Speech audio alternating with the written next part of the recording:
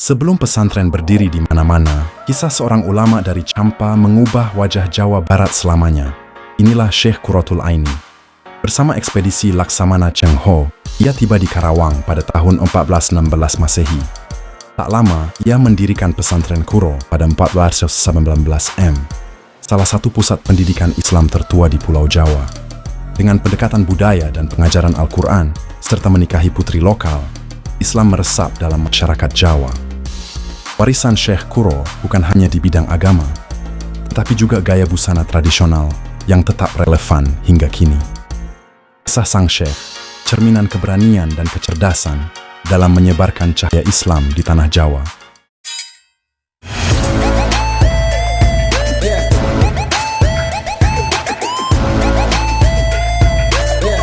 Di balik gemerlap sejarah Karawang, tersembunyi sosok pahlawan yang mengubah wajah wilayah ini selamanya.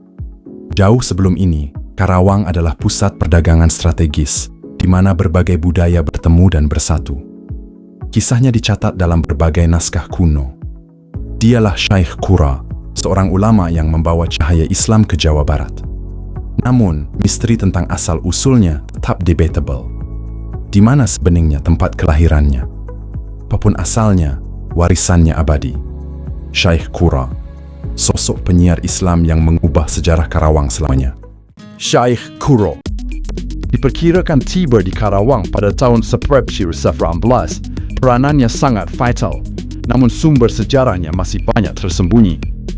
Dia dikenal sebagai guru spiritual bagi Subang Larang, permaisuri kerajaan Pajajaran, dan pengasuh putranya. Anaknya, Raden Walangsungsang dan Rara Santang, adalah ibunda Sunan Gunung Jati, pahlawan Islamisasi di Cirebon. Meskipun kajian komprehensif tentangnya masih terbatas, warisan Syekh Qurra terus hidup dalam sejarah Islam Nusantara.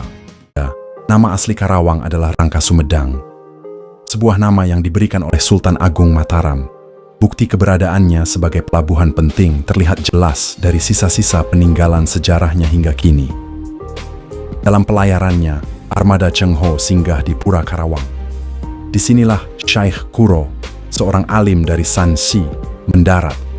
Bersama putranya, ia berdakwah dan meninggalkan jejak budaya yang tak terlupakan di tanah ini. Karawang bukan sekadar nama.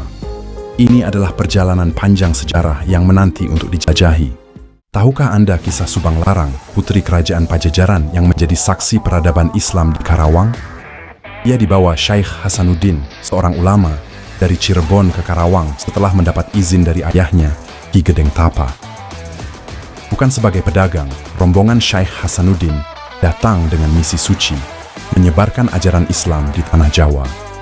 Teori de Graaf dan Lombard menjelaskan, kedatangan kaum muslimin ini mengikuti jalur pelayaran dan perdagangan. Kisah Subang Larang dan Syekh Hasanuddin, cerminan perpaduan kekuasaan, keagamaan, dan keanggunan di masa lampau. Bagaimana sebuah silsilah dari Mekah mengubah peta kekuasaan di Nusantara. Inilah kisah Syekh Hasanuddin, atau yang lebih dikenal sebagai Syekh Qurra. Keturunan langsung dari Sayyidina Husain bin Ali radhiyallahu salam, Syekh Hasanuddin turun dari garis kebesaran di Mekah dan pindah ke Champa. Di sini ia menikahi Ratna Sondari, putri dari Ki Gendeng Karawang. Salah satu putranya, Syekh Bantong, menjadi sosok penting di Majapahit.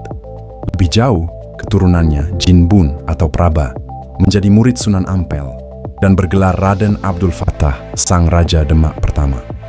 Dengan demikian, silsilah Syekh Hasanuddin menjadi tulang punggung dari penyebaran Islam dan fondasi kerajaan di tanah Jawa. Kisah keberkahan dimulai dari kedatangan Syekh Hasanuddin dan para santrinya ke Pura Karawang, yang saat itu dikenal sebagai Tanjung Pura. Disinilah ia meramaikan pelabuhan dan memberikan pengajaran agama yang penuh kemudahan dan kebijaksanaan kepada penduduk setempat. Ajaran ketauhidan yang identik dengan liberasi dan fleksibilitasnya memungkinkan ajaran Islam berkembang dengan damai dan cepat. Adaptasinya terlihat jelas saat ia memperistri Ratna Sondari, putri dari Ki Gedeng Karawang, menyatukan dua dunia. Dari pernikahan itu lahirlah Syekh Ahmad, penghulu pertama Karawang, yang keturunannya terus menyebarkan cahaya Islam hingga ke Cirebon. Buah warisan kedamaian dan toleransi yang terus kita hargai hingga kini. Bukan sekadar hafiz Al-Quran, Kisah Hasanuddin adalah perjalanan dakwah yang luar biasa dari abad ke-19. Dari Malaka hingga Karawang, rasa ingin tahu terhadap dunia luar mendorongnya menyebarkan cahaya Islam.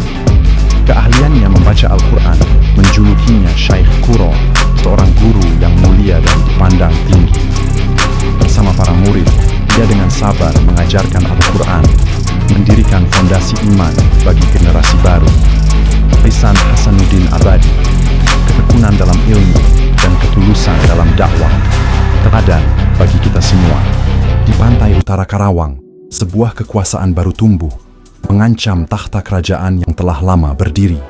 Ajaran Islam mulai menyebar, menarik banyak pengikut, dan mengubah lanskap perdagangan di wilayah itu.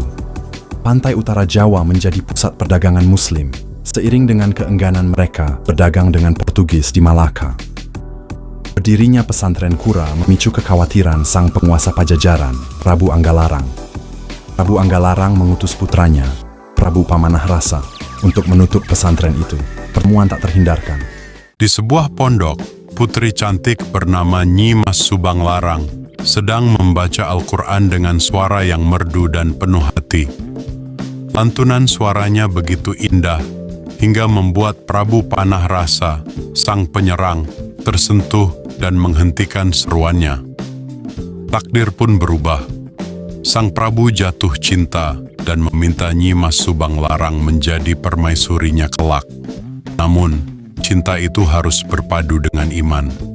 Ia menyarankan sang Prabu untuk memeluk Islam dan menjadikan keturunannya penguasa Pajajaran. Permintaan itu disanggupi. Sebuah perjanjian yang menggabungkan hati, kuasa, dan keyakinan melahirkan sebuah dinasti baru. Sejak zaman Nyi Mas Subanglarang, keanggunan seorang pengantin menjadi sebuah legenda yang abadi.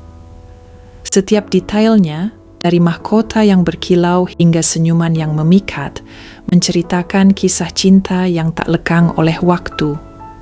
Dengan detail rendah yang rumit dan sentuhan mutiara yang elegan, keanggunan klasik pun hadir kembali di hari istimewamu. Jadilah ratu di hari pernikahanmu. Wujudkan mimpimu dengan keanggunan yang tak terlupakan. Di balik pesantren yang kita kenal saat ini, tersimpan kisah heroik penyebaran Islam di Jawa Barat sejak tahun 1448. Inilah pesantren Syekh Quro. Walaupun tak mendapat dukungan dari kerajaan Sunda dan Galuh, semangat para santri tetap membara. Dua pahlawan Islam, Syekh Quro dan Syekh Nurjati, dengan mazhab berbeda, bersatu dalam satu visi, menyebarkan cahaya Islam. Para santri disebarkan ke seluruh penjuru, mengajarkan agama dengan hikmah. Hingga catatan sejarah Tom Pires menyebut, rakyat Muara Cimanuk sudah mayoritas Muslim. Warisan mereka tak pernah padam. Pesantren, motor peradaban yang terus membentuk masa depan bangsa hingga hari ini. Di masa lalu, umat Islam di Jawa pernah diancam perpecahan. Para mubaligh berbeda pendapat, membuat masyarakat bingung. Di tengah situasi itu, muncul seorang pimpinan ulama, Syekh Syarif Hidayatullah, yang dikenal sebagai Sunan Gunung Jati. Ia mengadakan pertemuan para ulama, membahas cara menyampaikan dakwah, khususnya pemahaman dua kalimat syahadat yang fundamental.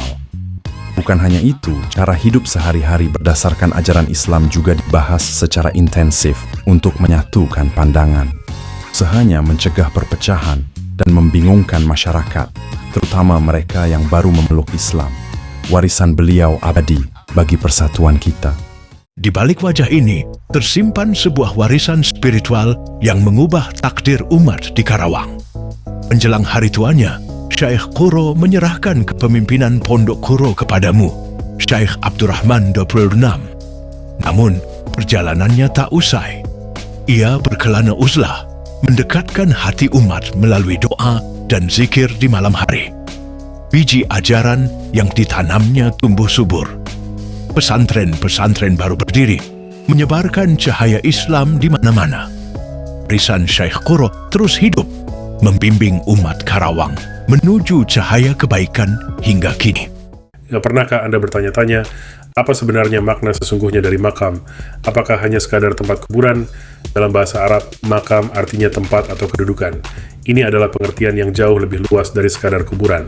Makam bisa berarti dua hal. Pertama, tempat yang pernah disinggahi seseorang dalam perjalanannya di dunia. Dua, baru adalah tempat penguburan seorang muslim yang dalam Islam disebut kubur. Keduanya adalah kedudukan yang mulia.